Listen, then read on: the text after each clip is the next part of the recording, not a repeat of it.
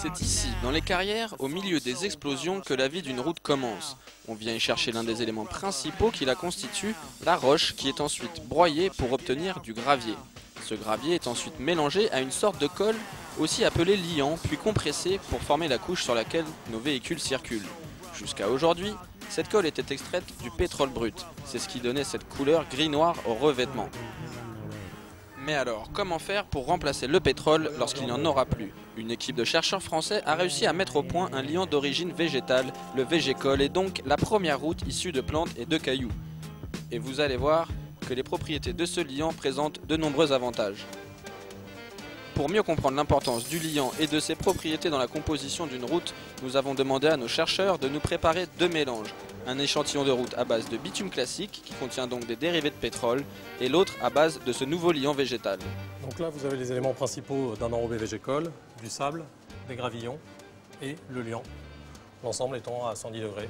On va assurer le mélange de l'ensemble pour former un enrobé végétal.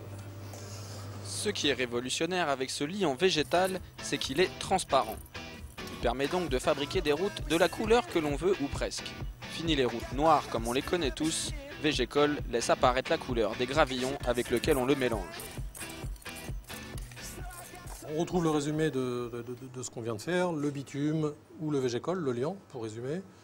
Les deux mélanges correspondant à partir de sable blanc et de gravillon, donc ici 110 degrés, ici 160. Avec le liant issu de produits pétroliers, le mélange obtenu est noir, alors qu'avec le liant végétal qui est transparent, que l'on confondrait presque avec du miel, on retrouve exactement la couleur des graviers utilisés.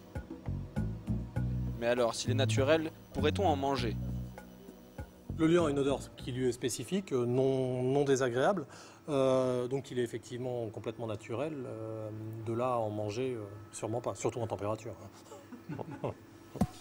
Et cette invention n'est pas restée dans les laboratoires bien longtemps. Autre avantage de ce revêtement, sa pose est nettement moins gourmande en énergie. Beaucoup plus fluide qu'un liant classique, il n'a besoin d'être chauffé qu'à 110 degrés contre 160 et plus pour un liant bitumineux, ce qui permet une économie d'énergie de l'ordre de 20 à 30%. Mais rassurez-vous, avant de vous faire rouler sur une route à base de plantes, les chercheurs ont réalisé toute une série de tests pour mesurer sa résistance. Voilà, nous sommes devant un simulateur de trafic qui nous permet, comme son nom l'indique, de simuler le trafic des camions sur la chaussée. Le principe est simple, une roue qui fait des allers-retours, on monte jusqu'à 100 000 allers-retours et on regarde la déformation de l'enrobé sous ce trafic. Et les résultats sont étonnants. Végécol offre une résistance au trafic surprenante puisqu'il ne se déforme pas sous le poids des camions et conserve ses propriétés d'adhérence malgré les intempéries. Encore mieux, sous cette presse, un bitume aurait éclaté alors que le Végécol absorbe l'énergie. Pour en avoir le cœur net, nous avons demandé à Max, coursier à vélo à Paris, de nous donner ses impressions sur les revêtements utilisés dans la capitale. Sur du sec, on fait quasiment aussi bien sur du bitume de chaussée que sur des pistes cyclables. Mais dès que c'est mouillé, par contre, là, la différence se fait pas mal. On accroche beaucoup mieux sur les nouvelles pistes cyclables que sur le bitume de voiture, quoi. Cette invention changera certainement votre façon de regarder les routes sur lesquelles vous circulez.